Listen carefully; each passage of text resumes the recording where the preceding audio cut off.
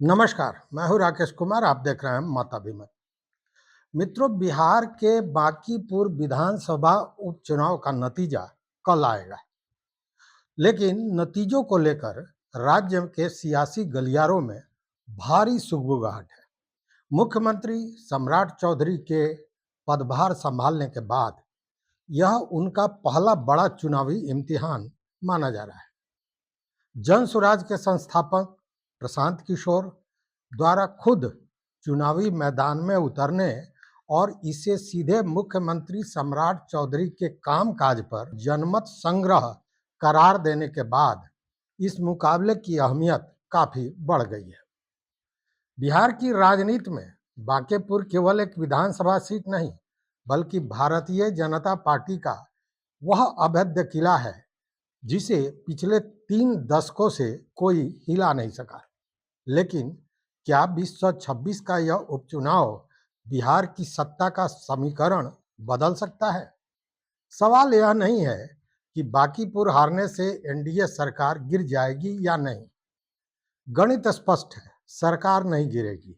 सवाल यह है कि क्या बांकीपुर का नतीजा मुख्यमंत्री सम्राट चौधरी की राजनीतिक साख, उनकी लीडरशिप स्टाइल और बीजेपी के पारंपरिक कोर वोट बैंक की सोच पर मुहर लगाने जा रहा है।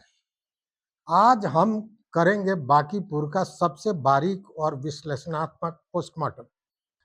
मित्रों, सबसे पहले समझते हैं कि बांकीपुर का समीकरण, सामाजिक समीकरण जो है, ताना बाना है, वह क्या है। 1995 से लेकर अब तक बांकीपुर और पुराना पटना पश्चिम क्षेत्र बीजेपी का सबसे सुरक्षित गढ़ रहा है। यहाँ का शहरी शिक्षित और सवर्ण वोट बैंक, विशेषकर कायस्थ समुदाय, हमेशा से बीजेपी का कैडर वोटर माना गया है। लेकिन इस बार कहानी कुछ अलग है। अगर बीजेपी के केंद्रीय नेतृत्व ने बिहार में ओबीसी चेहरे के रूप में सम्राट चौधरी को आगे किया, तो मकसद था लोग उस समीकरण में सेंध लगाना।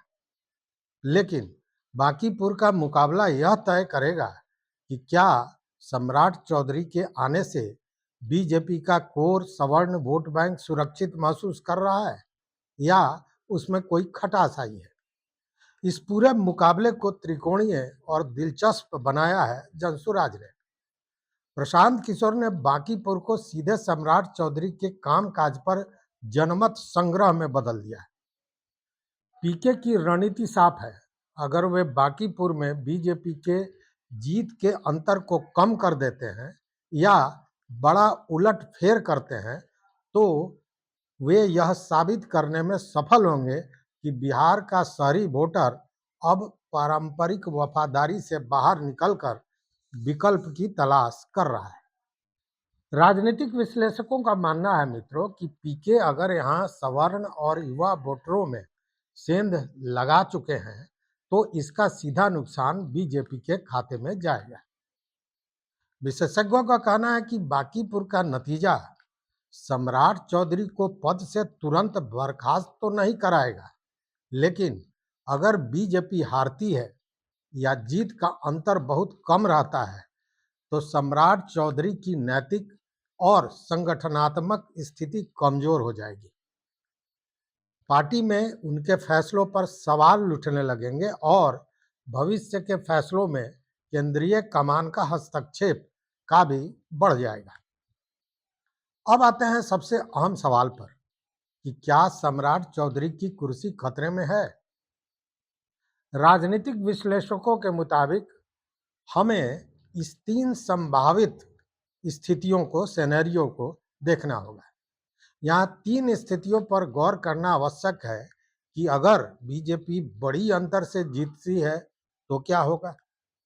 अगर बीजेपी के जीत का अंतर बहुत कम हो जाता है, मतलब संघर्ष कड़ा रहता है, उस स्थिति में क्या हो सकता है। और तीसरा कि अगर बीजेपी को प्रशांत किशोर पीछे छोड़ देते हैं, कहने का मतलब अगर खिला ढह जाता है, तो उन परिस्थितियों में क्या हो सकता है। पहली स्थिति पर विचार करें कि अगर बीजेपी की जीत बड़ी जीत होती है, तो सम्राट चौधरी का कद न सिर्फ बिहार में बल्कि दिल्ली दरबार में भी कई गुना बढ़ जाएगा। यह साबित होगा कि ओबीसी और सवर्ण दोनों उनके साथ हैं। मतलब उनके साख के साथ साथ उनकी कुर्सी भी और जड़ें मजबूत कर सकती है। अब दूसरी स्थिति जो हो सकती है वह यह कि अगर जीत का मार्जिन बहुत कम होता है तो यह बीजेपी के लिए वेकअप कॉल होगा। पार्टी के भीतर सम्राट चौधरी की कार्यशैली पर सवाल उठ सकते हैं।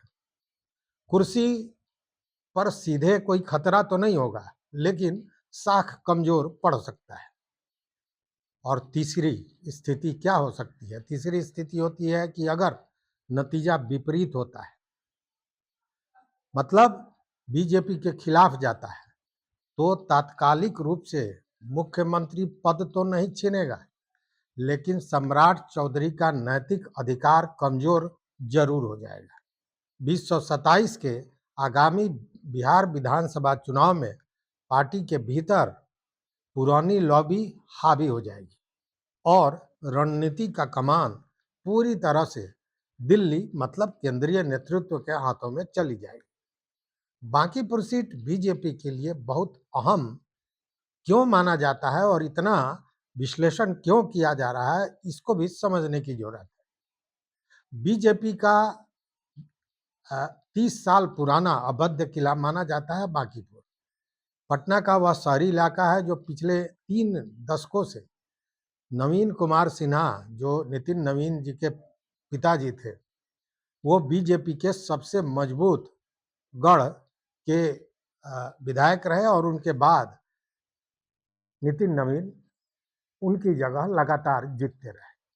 अगर इस सीट पर बीजेपी को हार मिलती है तो यह माना जाएगा कि बीजेपी का पारंपरिक शहरी और सवर्ण वोटर कैडर पार्टी के नए नेतृत्व से छिटक रहा है। दूसरी ओर यह सम्राट चौधरी के लीडरशिप का टेस्ट भी माना जा रहा है। अप्रैल 2026 में बिहार का मुख्यमंत्री बनने के बाद सम्राट चौधरी के नेतृत्व में यह पहला चुनावी मैदान है, चुनावी जंग है जो लड़ा जा रहा है। बीजेपी के शीर्ष नेतृत्व और आरएसएस की नज़र इस बात पर है कि सम्राट चौधरी, जो बीजेपी के भीतर ओबीसी कुशवाहा के चेहरे माने जाते हैं, पार्टी के कोर वोटर बेस को एकजुट रख पाते हैं या नहीं, और पार्टी के भीतर और बाहर की जो राजनीतिक दबाव होगी वह अलग हो सकती है। अगर नतीजे खिलाफ गए तो बीजेपी के भीतर पुरानी कैडर और वरिष्ठ नेताओं के बीच असंतोष उभर सकता है। केंद्रीय नेतृत्व में सम्राट चौधरी की राजनीतिक साख और स्वीकार्यता पर सवाल खड़े हो सकते हैं। साथ ही विपक्ष का हमला भी तेज हो जाएगा।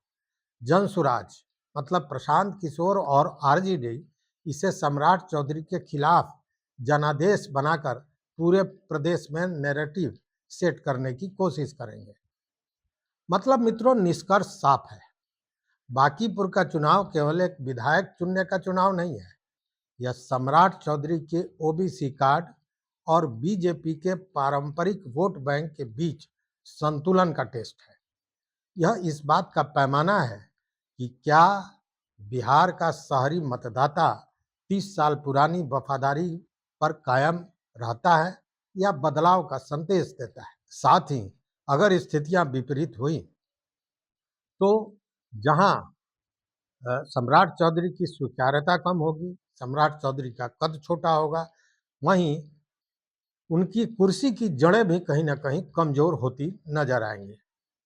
इस पूरे विश्लेषण पर आपकी क्या राय है? क्या बांकीपुर का जनादेश बिहार की भविष्य की राजनीति में दिशा तय करेगा? नीचे हमारे कमेंट बॉक्स में जरूर लिखिएगा मित्रों, क्योंकि आपका आकलन जमीनी आकलन होगा। राजनीति के ऐसे ही गहरे और बारीक विश्लेषणों के लिए देखते रहिए मत अभिमत। अगर विश्लेषण अच्छा लगा तो लाइक कीजिए, शेयर कीजिए दोस्तों के साथ। यहाँ तक साथ देने के लिए बहुत बहुत धन्यवाद। कोटि शाह आभार। जय हिंद।